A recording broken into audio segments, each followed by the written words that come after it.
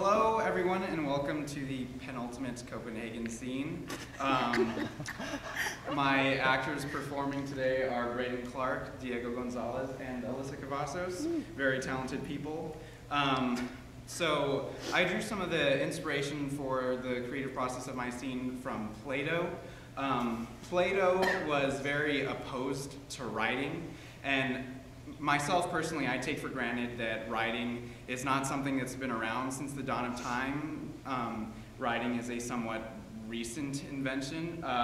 And so for a long time, everything was passed down through oral tradition. So lots of stories and instruction, it was all word of mouth, you know, from father to son and so on and so forth. But then writing and written language came about, and suddenly there was this new way to store information and for people to pass on lessons and facts and emotions as well. However, when this started coming about, Plato was very much opposed to the idea of writing. And this quote, ironically enough, is from a collection of Plato's writings, in which he says, "Writing is very much like painting. For the creatures of painting stand like living beings, but if one asks them a question, they preserve a solemn silence. And so it is with written words. You might think they spoke as if they had intelligence, but if you question them, they always say only one and the same thing." So to me, this idea kind of translated to the thought of journaling, in that, you know, people take time to journal out both as a form of expression and as a form of recollection for the future. And that's what brought me to my theme, metaphor, and concept. My theme is the unreliable nature of memory. My metaphor is a journal. My concept is, when opening an old journal, we are often surprised by how our own words paint a different picture of a particular day than the one that exists in our memory. We are then presented with a conflict. Which reality is correct? Is it the reality shaped by the things you once believed were true, or the one colored by everything you know now? The answer is often somewhere in the murky middle.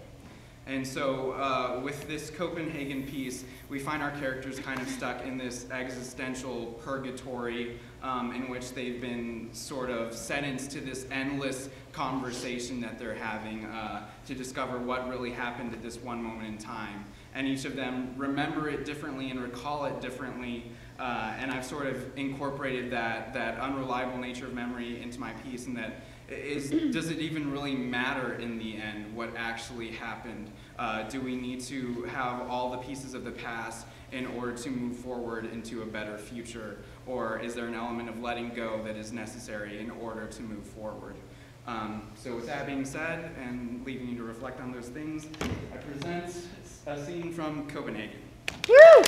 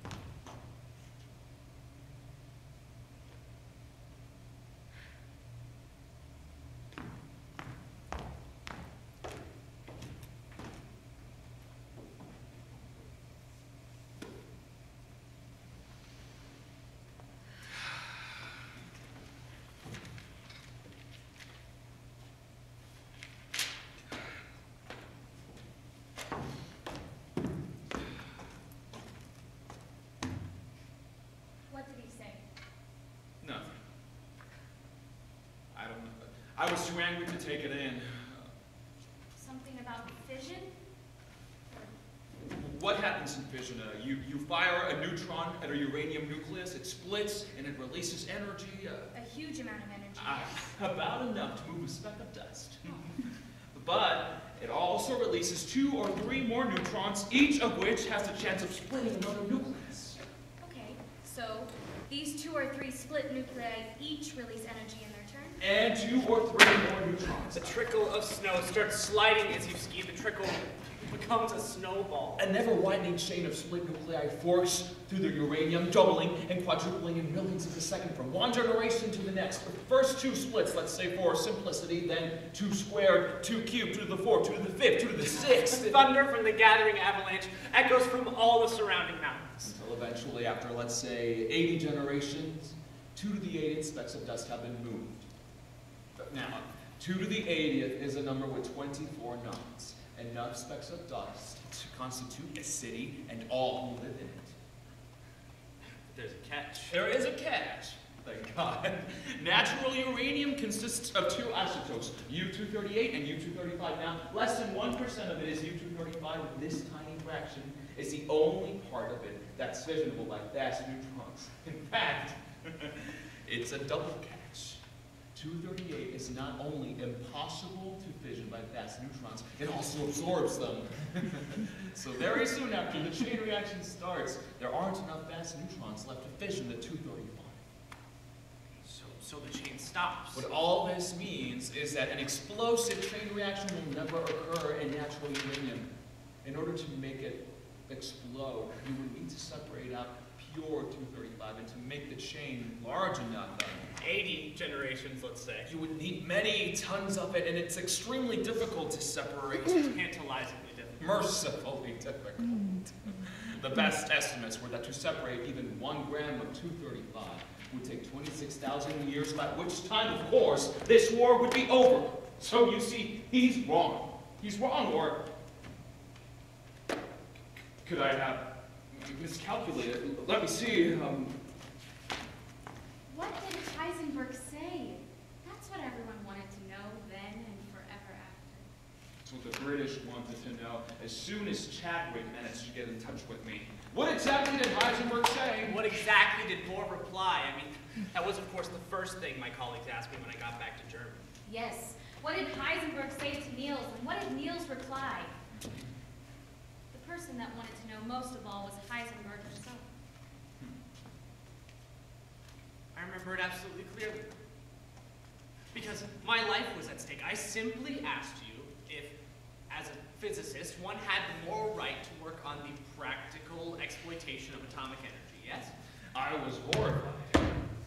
Horrified. Good, you remember The implication was obvious. You were working on it. And you jumped to the conclusion that I was trying to provide Hitler with nuclear weapons. And you were. No, a reactor. That's what we're trying to build. A machine to produce power and generate electricity. To drive ships. I mean, if we could build a reactor, we could build a bomb. And that's what it brought me to Copenhagen. See, at this point, you'd stopped listening. The bomb had already gone off inside your head. I realized at this point we were heading back towards the house. Our walk was over. Our one chance to talk had gone forever. Very well. Let's start all over again from the beginning. No Gestapo in the shadows this time. No British intelligence. No one watching us at all. Only me. Only Margaret. Oh, we're going to make the whole thing very clear to Margaret. You know how strongly I believe that we don't do science for ourselves, that we do it so we can explain to others In plain language. in plain language. Not your view, I know.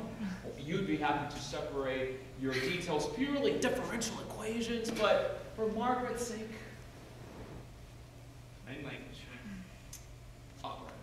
So here we are once again walking along the street, and this time I'm absolutely calm. I'm listening intently. What is it you want to say? I'm running my program for the Kaiser Wilhelm Institute. And there's a rival one run by Kurt Diebner, and he's a party member as well. If I go, they're just going to get him to take over my place as well. My goal is to remain in control. If I remain in control, sooner or later, the German government is going to come to me. They're going to ask me whether to continue or not. I'm going to have to decide. Then you tell them an easy way out of your difficulties. You tell them the simple truth. You tell them how difficult it will be, and perhaps they'll be discouraged. Perhaps they'll lose interest. Or where will that lead? What will the consequences be if we manage to fail? What can I possibly tell you? You can't tell yourself.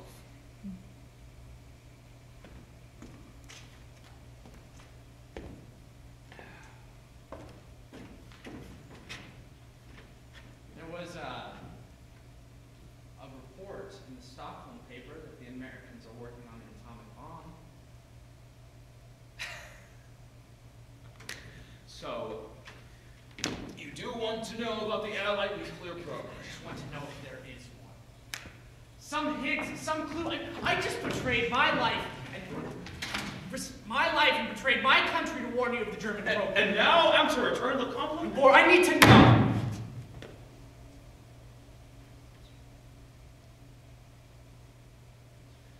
I'm the one who has to decide. If the Allies are building a bomb, then what am I deciding for my country? It would be easy to assume that one loved one's country less because they happen to be in the wrong.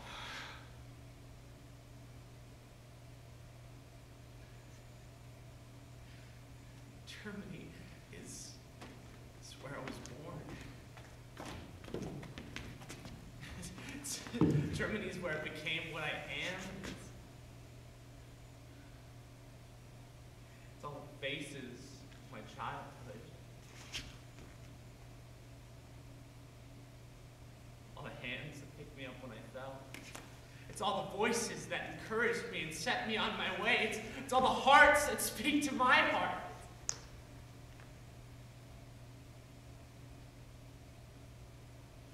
Germany is my widowed mother and my impossible brother.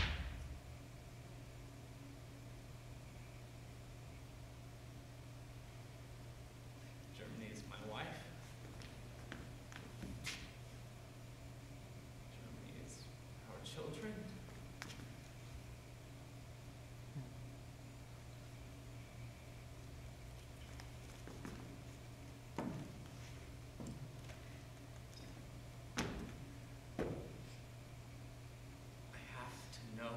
What I'm deciding for them.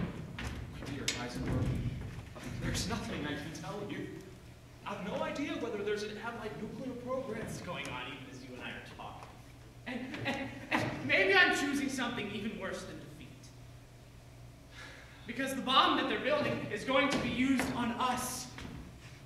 You know, Oppenheimer said it was his one regret, that he hadn't produced the bomb in time to drop it on Germany. He tormented himself afterwards. Afterwards. Yes. I mean, at least we tormented ourselves a little beforehand. Did a single one of them stop to think?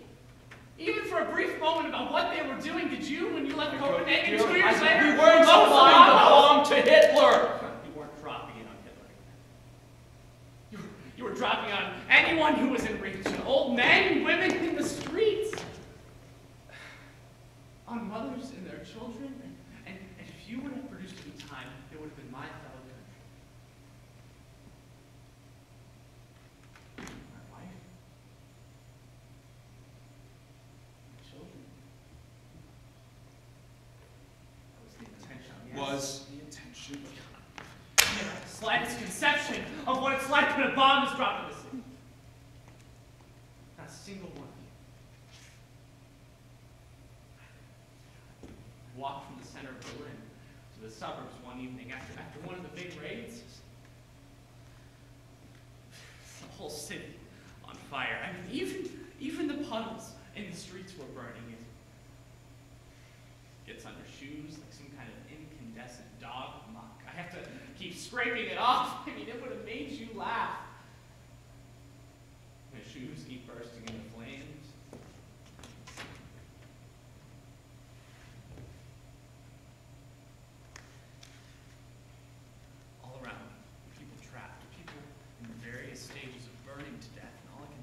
How am I ever going to get another pair of shoes in times like this? You know scientists worked on the bomb. Of course, fear. The same fear that was consuming you. Because they thought that you were working on Or it. you could have told them. Told them what? When I told you in 1941 that the choice is in our hands, in mine, in Oppenheimer's, that if you could have told them the simple truth, the simple, discouraging truth, then so could you. This is what you want from me, not to tell you what the Americans are doing, but to stop them. I thought we could do this together. Well, not to criticize Heisenberg, but if this is your plan in coming to Copenhagen, well, what can I say? It's most interesting. It's not even a plan. It's a hope. And not even a hope. It's a fine thread of probability. A wild improbability, but worth trying, though, for. Worth trying, surely, but already I can tell that you're too angry to understand me. No! Why he is angry is because he is just now beginning to understand. Do you know that the Germans drive out most of their best physicists just because they're Jews? America and Britain offer them sanctuary. So it turns out that there might be a shred of hope for the Allies, and yet you come howling to Niels, begging him to persuade them to give it up. Margaret, my love, perhaps we should express ourselves a little more temperately. It's the gall of it. It's the sheer, breathtaking gall of it. Bold skiing, I have to say. Or we're not skiing now. We're not playing table tennis. We're not juggling with cap pistols and non-existent cards.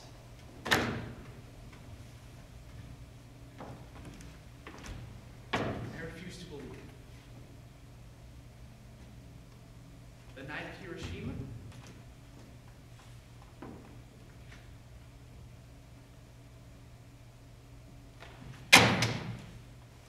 All at once, we're in a stately home in the middle of the English countryside. We've been rounded up by the British. The whole team, everyone who was involved in atomic research, we've been spirited away to Huntingdonshire, the watered meadows of the River Ouse.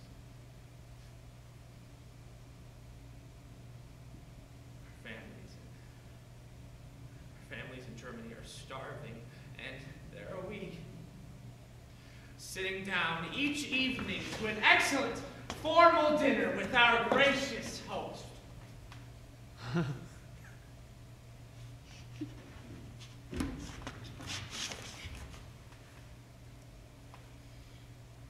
war is over. What's happening?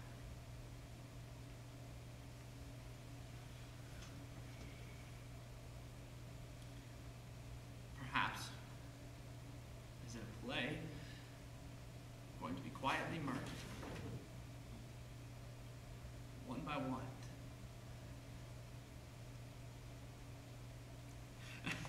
In the meanwhile, it's all delightfully civilized. I entertained the party with Beethoven piano sonatas. Major Rittner, our hospitable galleries, Dickens to us to improve our English. These things really happened to me!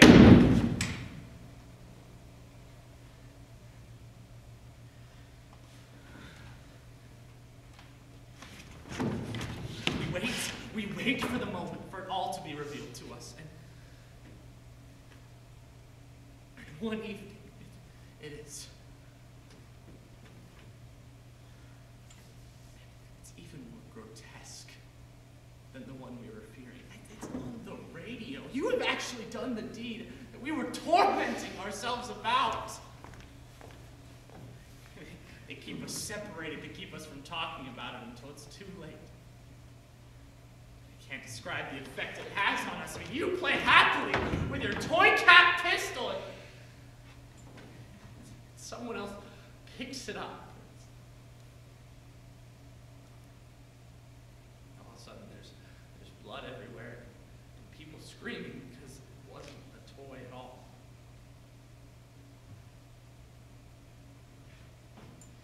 We sit up half the night talking about it, trying to take it in. We were all literally in shock. Because it had been done, or because it wasn't you who had done it? Both. Otto Hahn wants to kill himself. Because it was he who discovered fission, and he could see the blood on his hands. Gerlach, our old Nazi coordinator, also wants to die. Because his hands are so shamefully clean.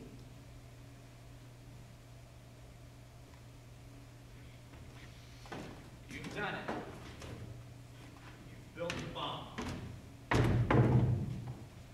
Yes. And you've used it on a living target. On a living target. You're not suggesting that Niels did anything wrong in working at Los Alamos? Of course not. Bohr has never done anything wrong. The decision had been taken long before Niels had arrived. The bomb would have been built, whether he had gone or In not. any case, my part was very small.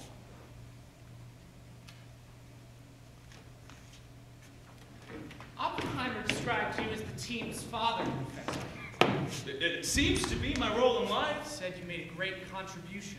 Spiritual, possibly, but not practical. Fermi said it was you that worked out the trigger on the Nagasaki. I put forward an idea. You're not suggesting that Niels has anything to He explain. has never or had to defend. explain or defend anything. He's a profoundly good man. It's not a question about goodness. I was spared the decision. Yes, and I was not. So having to explain and defend myself was how I spent the last 30 years of my life. I went to America. In 1949, some physicists wouldn't even shake my hand. Hands that had built the bomb wouldn't even touch mine. And if you think you're making it any dearer to me now, let me tell you, you are not. Margaret, I understand his feelings. I don't. I'm just as angry as you were before. No, it's so easy for you to feel conscience-stricken. Why should he transfer his burdens to you? After all, what does he do after his great consultation with you? He returns to Berlin and tells the Nazis that he can build atomic bombs. I stress is the difficulty of separating 235. You tell them about plutonium. I tell some. Okay, I have to keep people's hopes alive. Or they'll just find someone else. Diebner? Very possibly. There's always a Diebner at hand ready to take over our crimes. Diebner might manage to get a little further than me. Diebner? He hasn't a quarter of your ability. Not a tenth of it. But he has 10 times the eagerness to do it. You know, it might be a very different story if it's Diebner who put his case at our meeting with Albert Speer instead of me. Ah, the famous meeting with Speer. This is the real moment of decision. It's June 1942, 9 months after my visit to Copenhagen. All research canceled by Hitler unless it produces immediate results, and Speer is the sole arbiter of what will qualify. Now we've got our first sign that our reactor is going to work. Not much. Our first increase in neutrons, 13%, but it's a start. You don't ask him for the funding to continue? To continue with the reactor? Of course I do. But I ask for so little he doesn't take the program seriously. Do you tell him the reactor will produce plutonium? I don't tell him the reactor will produce plutonium, not Speer. No, and what happens? It works. He gives us barely enough money to keep the reactor program ticking over, and that is the end of the German atomic bomb. That is the end of it. But you go on with the plutonium? With the reactor? Of course I do. I mean, now, there's no risk in producing enough plutonium for a bomb, so we work on that reactor. We work like madmen on that reactor. I mean, we have to drag it away from Germany to keep it from the bombing. And Diebner tries to hijack it on the way, but when we get it away from him, we send it out to a little inn in Swabian-Tura. Hydrolock. Yes, we'd almost reached critical mass. All we needed was a little bit more uranium. I set off on another hair-raising journey across Germany. Constant air raids, no trains. I mean, we tried bicycles. We can't make it. We're stuck in the middle of nowhere, listening to the thumps of bombs around us. And the Beethoven G minor cello sonata on the radio. And everything was still under your control. Yes, that's it, under my control. Nothing was under anyone's everyone's control. You were no longer running the program, Heisenberg. The program was running you. 2 more weeks. 2 more blocks of uranium, and it would have been German physics that discovered the world's first self-sustaining chain reaction. Except that Fermi had already discovered it in Chicago 2 years earlier. You didn't know that. You didn't know anything down in that cave. You were as blind as moles in the hole. Karen said that there wasn't anything to protect you all from the radiation. We didn't have time to think about that. So if it had gone critical... You all would have died of radiation sickness. We couldn't think of anything else at the time. To get the reactor running. To get the reactor running. I should have been there to look after you. That's all we could think about. To get the reactor running. You always needed me there, didn't you? To slow you down a little, your own walking lump of cadmium.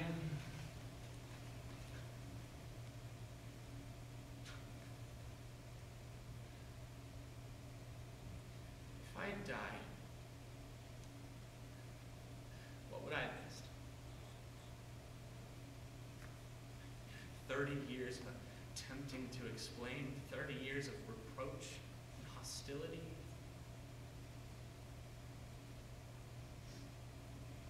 Even you turned your back on me. You came back to Copenhagen. You came back to Tisville. Never the same. No. It was never the same.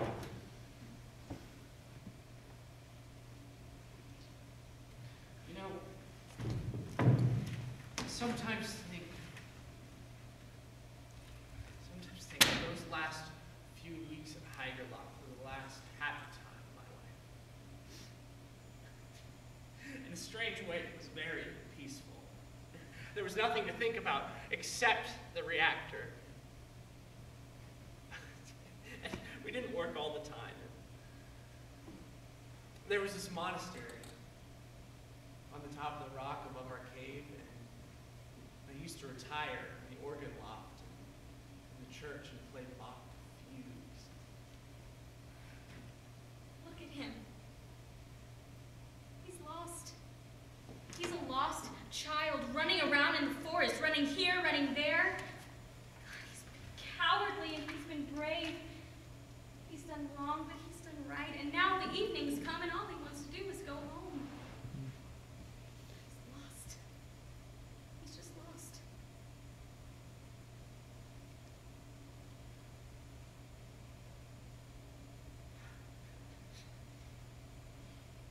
Silence.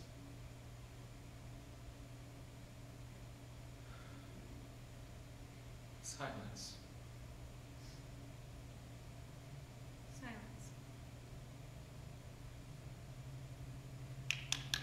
So, Heisenberg, why did you come to Copenhagen in 1941? Tell us. Once again, another draft of the paper. And this time we shall understand. This time we shall get it right. Hey, maybe this time you'll understand it yourself? After all, the workings of the atom were very difficult to explain. We made many attempts. Each time they got more obscure, but we got there in the end, however. So, another draft. Another draft. Why did I come? And once again, I go over that moment in my head in 1941. I crunch over the familiar gravel, I tug at the familiar bell pull. What's in my head? Fear, certainly, and the absurd and horrible importance of someone bearing bad news, but something else. Something good.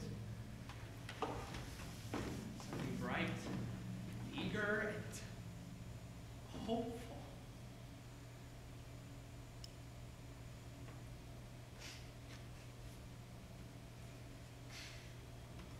I opened the door. And there he is. I see his eyes light up at the sight of me. He's smiling his wary schoolboy smile. I have this feeling of such consolation. A flash of such pure gladness. If I'd come home from a long journey. As if a long-lost child had appeared on the doorstep. Suddenly the world is at peace again. Look at them. Father and son stood just for a moment. Even now we're all dead. Yes, for a moment it's the 20s again. We shall speak to each other and understand each other in the way we did before. Yes. And from these two heads would emerge the future. Which cities would be destroyed and which will survive, who will live and who will die. Which world will go down to obliteration and which would triumph.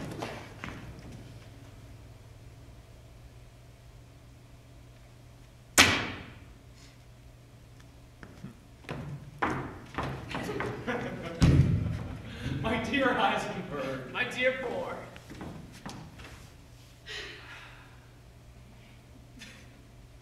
Scene.